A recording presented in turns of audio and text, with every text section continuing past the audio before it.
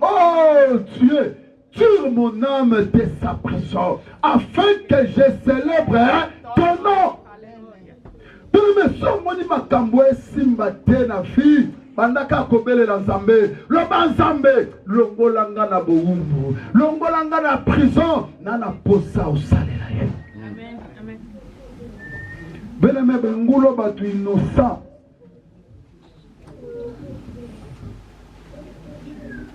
Yango na moni lelo ba docteur mususu balia ngulu te pona nini oh Jésus abimisa ki ba démon atinda ki bangwe pa bangulu mais tu la ba réaliste bangulu na ba kufaki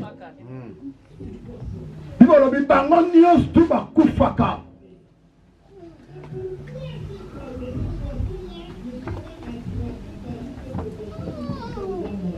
Oh Nzambe a déclaré impurité mais on a déclaré impurité yoko déclaré impurité ce qui Nzambe a déclaré le pire bien me considérer ngo ndenge za pire.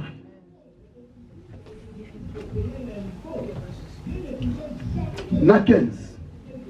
Il vint auprès de Jésus et il vint le démoniaque, celui qui avait eu la légion, assis, vêtu et dans son bon sens, et il fut saisi du foyer.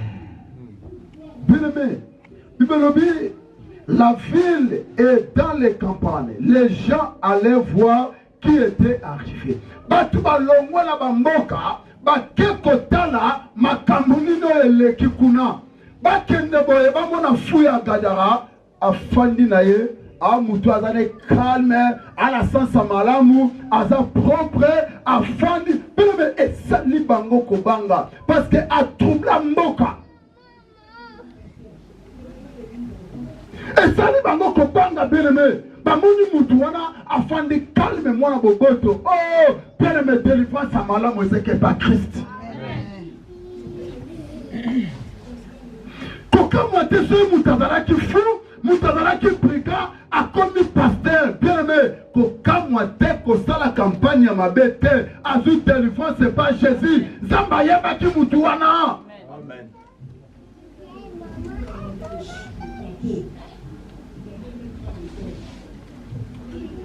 Na 16. Ceux qui avaient vu ce qui s'était passé, leur racontaient ce qui était arrivé au démoniaque et au Puxo. Alors, 17. Il se mit à supplier Jésus de quitter leur territoire. Bien aimé, bato ya ville, bamoni makambo eleki et pas la bango ezala ile tikubango. Que vous avez le qu'il a biso makambo. Babi Christ, en tout cas, tu as bon de lui, qui t'a territoire na biso, longwaka awa. Parce que le kambo sali, non, longwaka awa kende. Babi si Jésus a quitté territoire na bango. Oh, Christ, bien aimé, t'as là, au cause de la famille, nous avons eu un monde à gagner. Amen. Au cause de la moussala, bien aimé, ceux qui ont visité, ont visité Kayo. David a qui n'a pas grand frère na ye, mais il y a du bazalaki, mais Zamba monaka David, monaka David, monaka David, ben mais ça David a pas mis dans leur famille na yo. Ça David a pas mis dans leur na musala na yo. Ça David a pas mis dans leur na kacha na yo. Amen. Mutaocholo kala zate. Ataba lobi ke robonga tebeleme robonga na kombo na Yesu. Mutu asalo aza Jésus, mutu ayebi aza Jésus, mutu atinala mokila aza Jésus. Amen, amen, amen, amen. L'agneau immolé. Amen.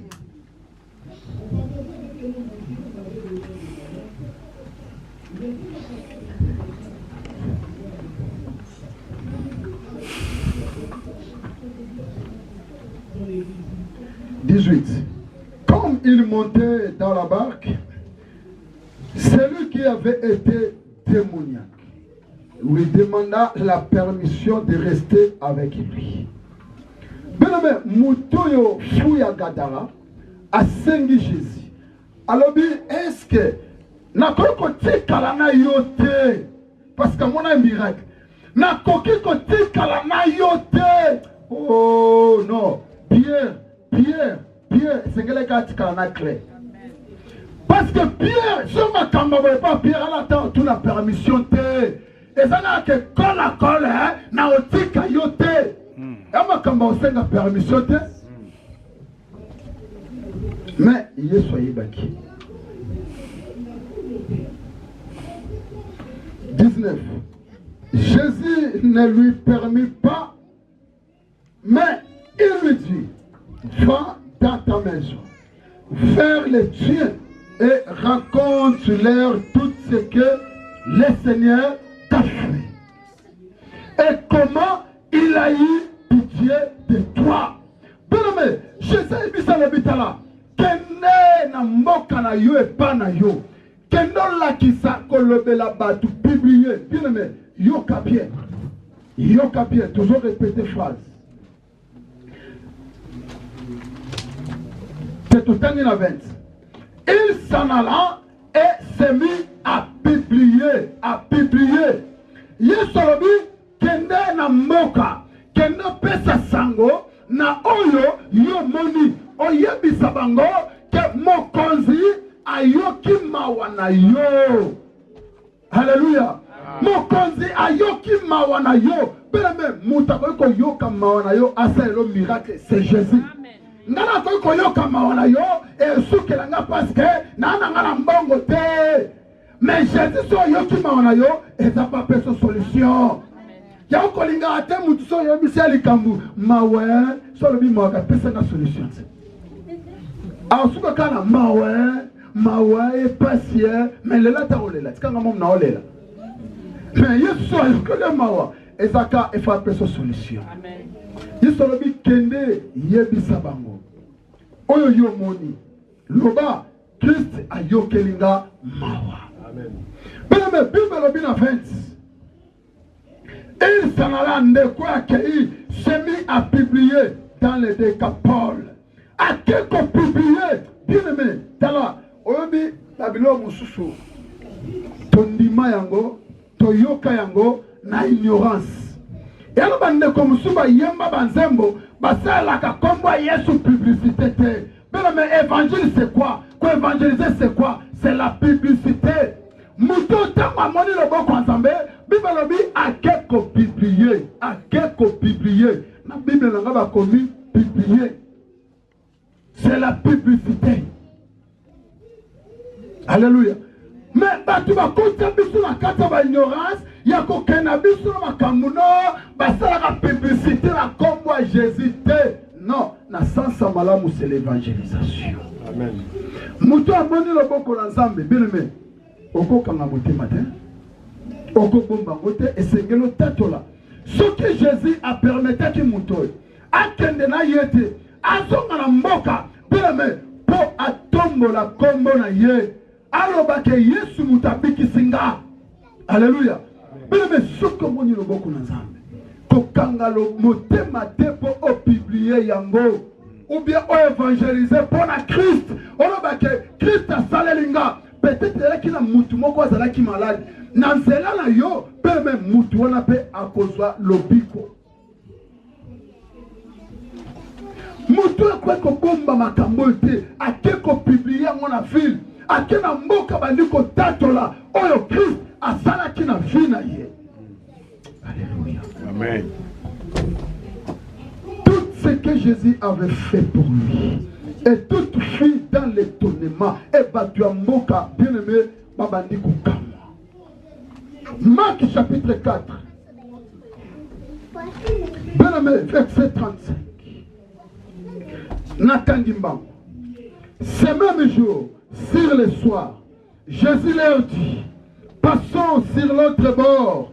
Après avoir renvoyé la foule, ils l'amenèrent dans la barque où il se trouvait.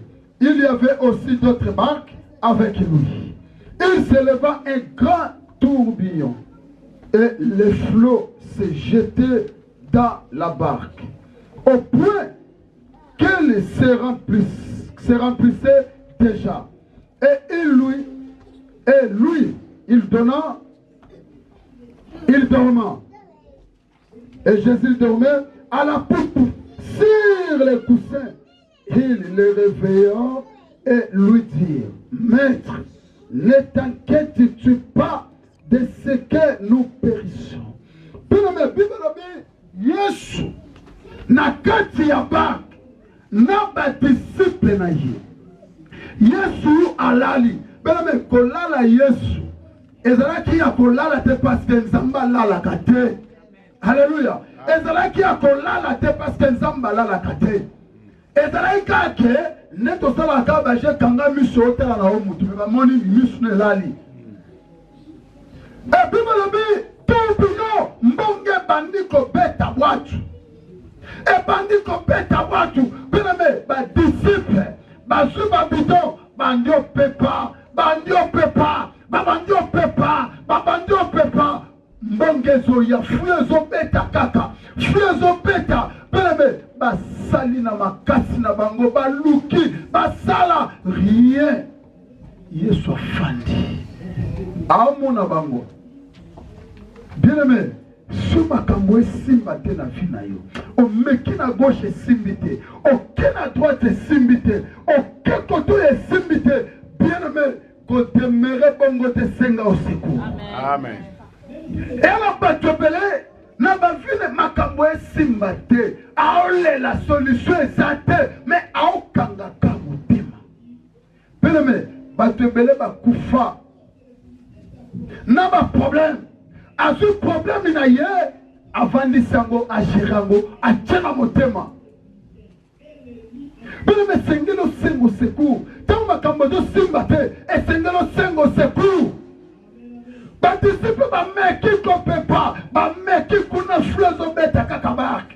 Solution ezate. Bele me peut-être que la vie na yo o sengelo komoko solution ezalaka. Tout dans la carte d'église, tout c'est quand, mais si on donne une place au lalaka, oh bien aimé, on est là à kaka.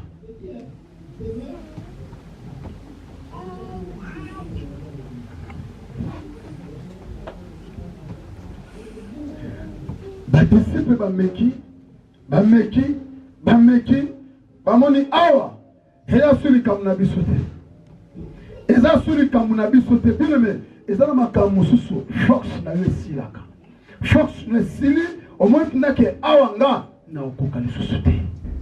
Et na moment wana zwa conscience que nana mutu moko soki nga na komi na suka soki na beleli mutu wana aopesa nga solution. Pele me ba disciple balobi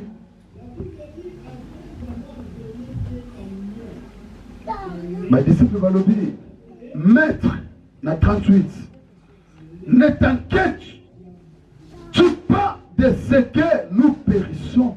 Oh Yesu, et salopacité, na nenge tolingi to kufa. Bila moko kopere la Christ, et salopacité, Jésus na likambunanga. Et salopacité, na likambo umeli na vinanga. Et salopacité, na oluka voyage, et yate. Et salopacité, mais faut attendre. Il dit à Jésus, et nous allons pas citer, n'a pas problème, ils ont arrivé à la vie. Est-ce que nous allons pas citer, n'est-ce pas souffrir? Mais mon monde n'est pas à l'aise. À l'aise. À la temps, nous sommes embêtés. À la temps, contacter Christ. Mais le Lucas Christ a comme un demeure. Lucas Christ a comme un demeure dans la vie et famille. Demeure nous a wapi. Est-ce que ça n'a pas souci? Demeure nous a wapi. Et ça n'a pas là. Demeure nous a wapi. À cause de la mentée. Demeure nous a wapi. Souci na longola ngona kata baba. Non, pendant longola ba souci et sengeli na kende na bar. Pendant longola ba souci et sengeli na mela moi bière moko et tanga vertige na mutu pendant bossa na likambo. Mais tango koute sur la mutu. Conscience na yo les zonga. Demeure nous a place ni. Na lelo me ma conscience na yo après midi lelo bana me pona ko yebisa yo temer na yo luka à la Jésus. Amen.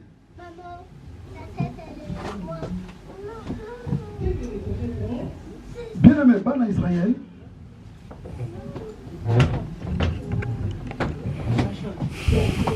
Ba combien kosala makambo esepelisa ki Nzambe te. Et puis melobi Nzambe alivraki bana Israël na maboko wa nguna. Babandi kopeta bana Israël balesu na makasi te. Bien-aimé, mena suka Israël a une conscience. Bien-aimé, na lingi mutu place à sa conscience na ye. Et la makamuso zo meko simba te. Peut-être, bien-aimé, au terre ou bien mutu ya likambo zakai. Mais Seigneur nous a conscience. Ma porte nous sous bien la mer. Il y a un problème là, biso moto fongola. Mais Seigneur, ce que tu as conscience, il y a à comprendre, ce problème est arrivé dans la vie nanga. Non, et Seigneur nous ensemble. N'a retourné par l'Éternel.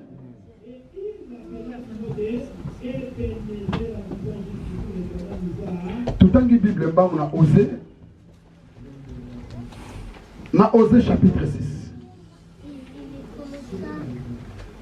Osée chapitre 6, verset 1. Je lis au nom de Jésus. Amen. Venez, retournons à l'Éternel. Car il a déchiré, mais il nous guérira. Il y a parce que awa, tu as la meilleure compréhension.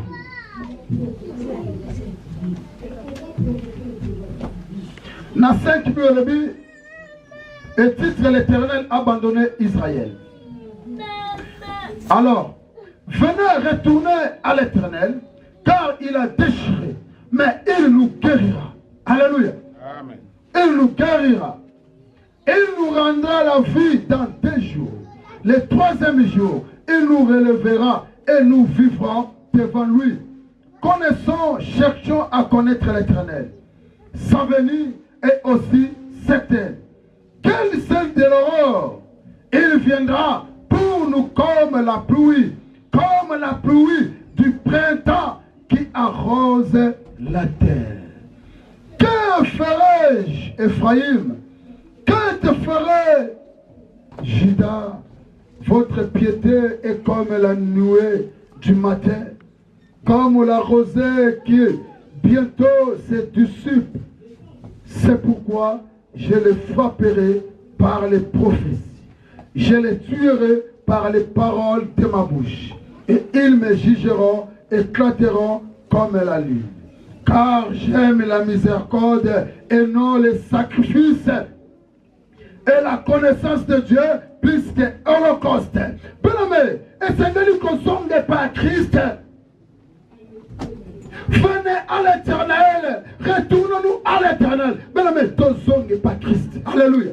À tout cela qui m'a fait, bien-aimé, ayamba toujours battu. Ayamba toujours battu. Ayamba c'est Ephraïm. Bozonge pananga, que ce soit nama benabino. Bien-aimé, Zamba boka amutute. Et ça quand tu as conscience que na sumukaki, na salaki mabe, mais Zamba n'a eu conscience. Na zongi epai na yo, bien-aimé aoyamba yo. Aoyamba yo.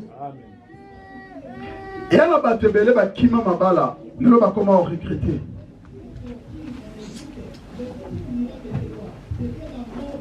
Et pas mobali na ye, mobala sala nyonsto. Tout mobala sala. Mais elo moka tanto mobala sala ate. Wale sala pas mutu nyonso. Et moi c'est abaye libala. Akimi libala. Écoutez qu'il aura dans les rêves abandi lisuko souffrir. Oh côté mobala liboso, mobali wana abando zanga ka eloko moko. Alléluia. Amen. Mais côté qu'il mobali wana aozanga biloko 5. Mawa. Moi ça bando regretter. Moi ça bando regretter. Maintenant on sala nini. Akangi motema heureusement botaïté. ye wana zongi mbango epa mobali na ye ayebisa alobi papa limbisanga kote na kena oyebiso vérité eza fer yo oleki mobali wana oneti mibali nyonso te abandi koadore mobali wana papa osalanga malamu ngane nasalaki yo mabe belame mobali wana kanga motema te alimbisi mwasi mobali wana premide lelo c'est Christ.